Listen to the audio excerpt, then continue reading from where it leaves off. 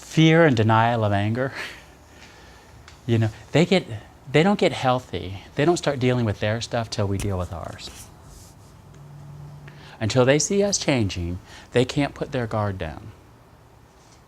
So a lot of times, I mean, they can get better. Sometimes they get into treatment first. Sometimes they go to Al-Anon first for years, you know, and then learn how to let go of us. The majority of the time, though, we get better, and then they finally have to deal with their own stuff when it comes up. But just to let you know, because, you know, it's just kind of warning you, preparing you ahead of time, that might come at you someday. You know, my sister didn't tell me till I had been sober for 3 years what it was really like living with me in my addiction. You know, I've been sober 3 years, and then one day I just made a joke. Oh, yeah, it was really bad, wasn't it? She goes, oh, you want to know? I will tell you how bad it was. Was she codependent on you? So, yeah, she was for a while, but then she started going to Al-Anon. Was she an addict? What's that? Was she an addict? Oh, yeah. So if you're an addict and you're codependent. Oh, no, she was, I thought was she a nagger? Like, does she nag all the time? I thought, no, she didn't. No, she never used or drank herself or whatever. She was addicted to us, me and my dad, right? I was trying to say and do and be the right thing and do whatever. And then she finally went into Al-Anon. She actually got better before I did. And she started going to Al-Anon. Yeah, she started going to Al-Anon with my mom. But I said, why are you telling me now after 3 years? She goes, well, I think you're finally sober enough to hear it. I think you're, like, been in recovery long enough to be able to handle it. But you were no fun. Let me tell you, your addiction was no picnic. You laugh about it a lot, but it was not fun. You need to know how much you hurt me. And I was like, wow. Because, you know, I thought I remembered everything. You know, there's a lot I don't remember in my addiction because I was so drunk and so high. I remember driving home, but not the ride in between. I remember waking up, but don't know how I got where I got, right? So, you know, I didn't want to believe her at first. And a friend of mine said to me, how do you know it's not the truth, Chris? I go, didn't you ever have blackouts? You know, like a blackout is what? When you're still awake, right? But you can't remember what you did. You know, and a real late stage alcoholic or addict will tell people they had a blackout even when they remembered because they just don't, they're too embarrassed to admit that they remember what they did. I did a lot of that too, okay? That's a pretty late stage alcoholic and addict. Do you know what you did last night? What, man? I must have had a blackout. And the whole time I'm going, yeah, shit, I remember. Oh, God. Like, oh, I'm really embarrassed, you know? Like, I what? You know? Oh, yeah, there's a lot of those nights. Okay. They become addicted themselves a lot of times, too. Like, a lot of times codependent will become addicted because they say, well, if I can't beat them, I'll join them. And women get addicted faster than men do. They just do, physically and biologically. So a lot of times they say, well, if I can't keep a tab on you or stop you from drinking and using, if I go with you, at least I know where you're at. And then they wind up getting addicted themselves, okay? Codependent people lie and exaggerate because we don't tell the truth. Number 10 here, it says on the next page, it says they have a feeling of abandonment. It's on the next page over. Number 10 says they feel abandoned, okay? Because if we're always choosing alcohol and drugs over them, they feel like you're more important than I am. That's more important than me. Okay. Oh, yeah, here we go. Number 10. So, and then the last one there is that they get depression and hopelessness. There's a thing called learned hopelessness and learned helplessness. And it results from when people are in what they call a double bind. A double bind is when you're damned if you do, damned if you don't. There's no way to win in a situation. And if, like, no matter what you do, it's not going to change anything, you start developing what they call learned helplessness, where you go, I just have no power over this, and I'm just, like, totally powerless. And then you get learned hopelessness. What's the point? Why even bother? And, you know, that old saying that when you lose hope, someone told me once that you can live, what, a month without food, a week without water, 8 minutes without air, but 2 seconds without hope. Because hope is when you feel like you have choices, right? And as a therapist, one thing I saw was people killed themselves when they got to this place in life. It's either this or this, and all the choices suck. Both these choices suck, and I see no other choices. And they forget that God gave them free will, and they can't see way out here that it might get better because they're so overwhelmed right in the moment. And that's when people usually kill themselves. That's what I saw as a therapist anyway. Because when you figured out what's going on in their life, that I'm facing this or this. You know, and there's no hope for the future or whatever. So that's when people usually wind up killing themselves. Mm-hmm. Okay. All right. So here's the difference between nurturing and overwhelmed families. Okay. All right. In nurturing families, like we talked about, there's clear, flexible rules. In overwhelmed families, there's unclear, rigid rules. The rules change every day. You can't predict what's going to happen. In a nurturing family, there's discipline to enforce the rules. In other words, the parents sit down and say, what do you have to do to fix this problem? How are you going to re-earn our trust and fix the problem? And here are the consequences. You tell me what you think the consequences should be, and I'll let you know if it's enough. That's what healthy parenting is, okay? And there's punishment that shames the person or hurts the person as a way of maintaining control in, overwhelmed family. Okay, like, remember last week I talked about, like, I went to my friend Bruce's party when I was 11 and said, where's the keg?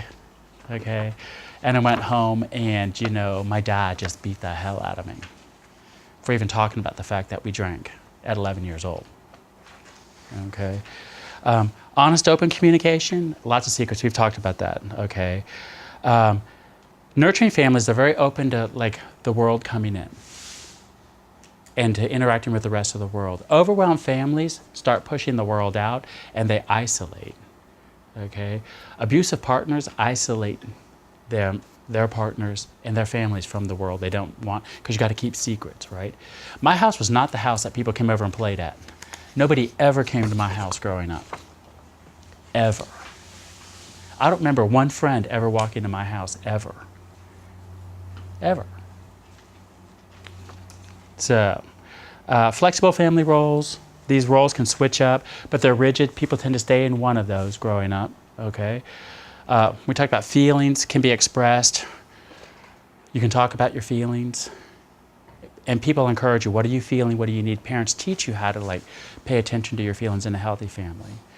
If the parents can't even be in touch with their feelings, they can't teach you either, right? Okay. All right, we've talked a lot about these kind of things. There's one here, it's a little further down, it says healthy boundaries between members. In other words, in a healthy family, the parents are up here, and they're a united front, okay? And the kids know that you don't split the parents. You can't split the parents. In an overwhelmed family, there's usually what they call this coalition across the generations. It's like the kids and one parent usually against whoever is the enemy that day. Okay, so for us growing up in my family, it was my mom and us against my dad. Okay, like every day when my dad would come home, my mom would say, go out and see how your dad is. I go, why do I have to go? You're the grown-up, you go. And she says, you run faster. Okay, coalition across the generations. All right. Okay, so we've talked a lot about these things here. Here's on the last page here, if you look, this is what I think, especially if you've had kids, okay, or you were a kid growing up in an addicted, overwhelmed family. If you have kids, this is one of the things why it's so important that we do our work if you have kids, because this is what starts happening to kids. These are the traits that they develop growing up with addicted or overwhelmed parents. Okay? Adult children of alcoholics or addicts become isolated and they're afraid of people and authority figures. Okay?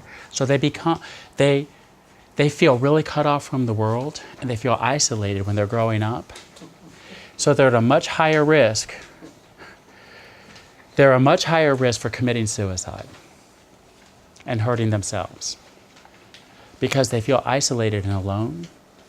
Okay, and they're afraid of authority figures. So people always say, Pete, you can't tell a kid that's an adult child of an alcoholic, hey, if things aren't working out at home, go talk to your guidance counselor at school. They're going to look at you and go, oh, hell no. I am not talking to an authority figure. The ones at home suck. Are you kidding me? I don't give them information. You think I'm going to give somebody I don't even know information?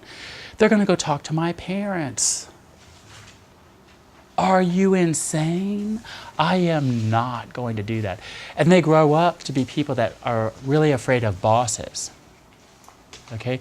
The worst thing you can tell a person that was an adult child of an alcoholic, as an adult, one of the leftover pieces of baggage is if you have like if your partner says to you, you have a boss that says, "Can we go talk? We need to talk." Like, as an adult who is an adult child of an alcoholic, to this day, I'm retired now, but when I was working full time, and I had a boss say, "Chris, I need to see you in my office," I'd go, "Oh, like that, right? What'd I do?